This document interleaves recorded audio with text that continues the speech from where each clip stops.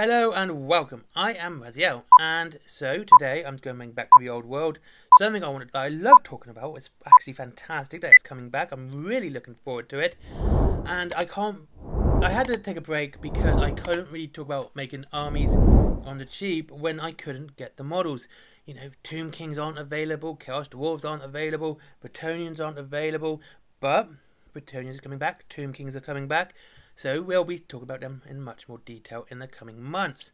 However, we are talking about Brettonia and Tomb Kings today. Hopefully, mostly about Tomb Kings. Anyway, first thing I want to mention is how accurate was the outer circle. This is scary. This is like Mystic Meg prophesizing here. He said that the old world will come out very quickly after Imperialis Legionis, and it looks like it may kill it. Epic's coming out in November, and the old world is meant to be rumoured for a February release. That's 4 months. That's no time at all between games at all. That is a bullet shot. That is an execution shot on Epic. And I feel so bad for those who've been looking forward to it, guys. I really feel sorry for you guys. But the old world's going to be overtaking it. We all know that's going to be happening. So, yeah. Outer Circle. Prophet of the year. Anyway, back to the game, back to the old world, back to Brettonia. Now, Brettonia has had announcements of some, we got the new Duke, that looks pretty good. The Knights of Ram on foot. They look nice and cool, they look nice and groovy. It does look like there's lots of pieces for them. They look really cool. I must admit, some of the details nice, but I do like the heads, they're really cool. Especially the unhelmeted ones, or the visor up. Do like them, but I won't be doing that because I like putting them all on nice and helmeted. So yeah, there's lots of here to really look good. But what I really wanted to talk about is not the new stuff, the old stuff. What's coming back? Well, you have the Pegasus Knights. They look cool, they look nice. I don't know really what to say. This is really, because I do really like the look at the Brettonians. I never collected Brettonians, really. I had them way back in the day when they were new. And they came in a box with the Lizard Men. And, I think these will look great. And we got the Knights of the Realm in their nice lance formation. They look really cool. I like the old look. I like these older looking models. They always have something about them which kind of just looks different and looks like being imperfect makes them look better. These were hand sculpted, remember, and these weren't, things that were digitally made, and you can definitely tell the difference. And it's not anything bad, in my opinion. These the little bit mistakes and things like that always make them look better, in my opinion. The men at arms, I've always liked units like this anyway. They're never really any good actually in game. They don't really do much. They may be a decent objective holder if that's where you're going with a game. However, I think they tend to be quite weak and easily splatted. However, they always add some nice diversity and range of models, and I think that's always a good thing. I do like that.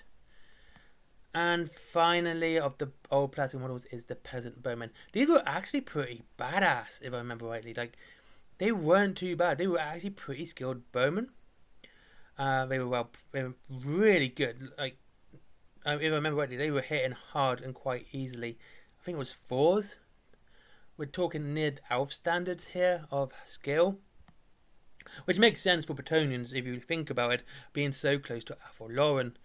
And if anything else, by the horses as well were always faster and could take, fully armoured knights because they were bred from elven horses.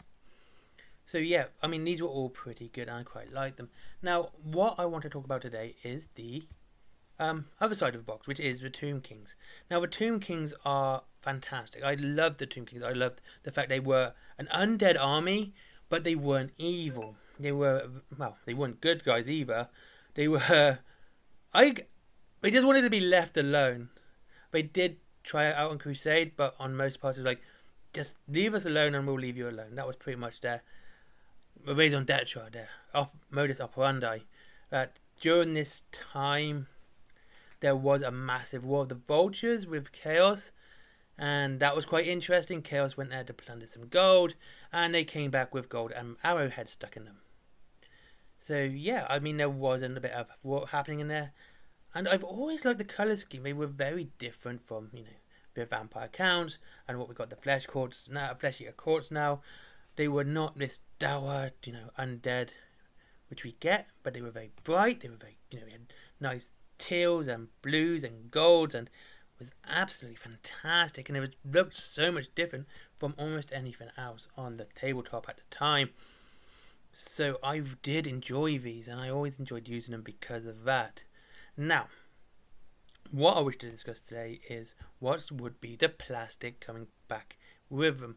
Now, I think we would see something which would probably pair quite nicely with the Brettonians, though it won't be like for like, as we rarely see that in the box anyway. So where we would get, I would say on Brettonian side, we'll get a Knights of the Realm unit, at least one of those, 2 units of bowmen, and maybe a men-at-arms, and the Duke on the Pegasus. That would be the box I would say is coming for Brettonians. So we would need something that would kind of mirror that with the Tomb Kings. Now, I don't know what points that would be. I was going to talk about the points based on the last army book. However, the problem with that is the last Brettonian army book was well away. That didn't even get an 8th edition army book. So, comparably, it was really bad. It's not something I could really do.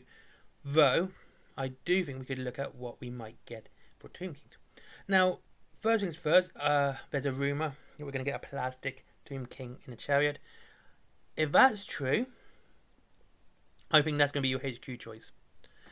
That will be the equivalent to the Duke on the Pegasus. I think that is what we'll see on the Tomb King side. We'll also see some normal chariots as well. The chariots were plastic back then, and we'll probably see some more of them. That would be, the chariots would definitely be the opposite to the Knights of the Realm. Now, of course, that means what we're going to see with the bowmen and the men-at-arms, and these will be basically spearmen and archers. However, I don't think we'll be seeing units of spearmen and archers. I think we'll be seeing units of skeletons with spearmen, with spears or bows. That will be the answer. Basically, you can have a choice. You can have spears or you can have bows to answer the bowmen and the men-at-arms. So, that's what I think is going to be coming for the Warhammer the Old World box on the Tomb King side. I'm really looking forward to it. I think Tomb King's had some lovely models. I really miss having them. The Casket of Souls was one model I always wanted and never got a chance to get. I had the what's her name again? Queen Khalida Nephara. I probably butchered that. Yeah, I had her. She was an absolute boss on the battlefield. I liked her as well. I liked her lore behind her as well. She had some really good lore, but she didn't want to become a vampire. She didn't want to become undead, and she was kind of forced into that life, and she was really, really hated it. Of course, Cetra has to come back as well. I bet we're going to see a new model of him. I guarantee we're going to get a brand new plastic. I hope plastic, because resin is going to really kick people in the teeth. If Cetra comes back as a Forge World resin model, I can see people getting really upset about that. I mean, he went from metal to resin, Forge World resin, and that would be a massive. I can see people getting upset about that. However, I hope he comes in for plastic, but we will see a new one of him. I guarantee that. And so, is that it? That's what I think. I think we're going to get some nice new models. We're going to get some. We're going to get the skeletons back with bows or spears. The box will, in my opinion, will have a chariot, king on a chariot box, 3 chariots, and some Tomb Kings with spearmen and bows. On the Tomb King side, Brettonians will have a Knights of the Realm, the Duke on his Pegasus, and some bowmen and some men-at-arms.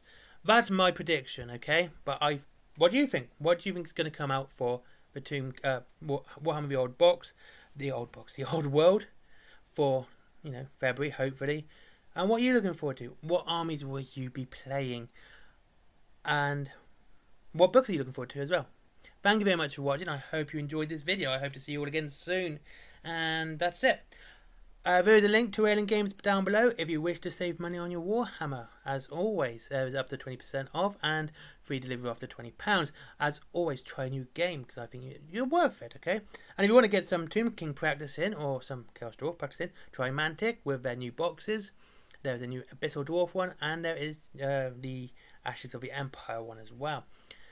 Finally, there's Forbidden Planet as well, comics, etc., etc., geeky stuff, everyone loves, and toys, games, etc. All of that stuff's down there as well. There is my merchandise, my comic, and so as that, and also Patreon, as always, Patreon. But as I always say as well, if you're going to support the channel, click on one of the links, buy yourself something nice. That way you're supporting the channel either way, but at least then you're getting something out of it, and it's not just about me getting money. I'd rather we both win. Have a great day, and I'll see you all again soon.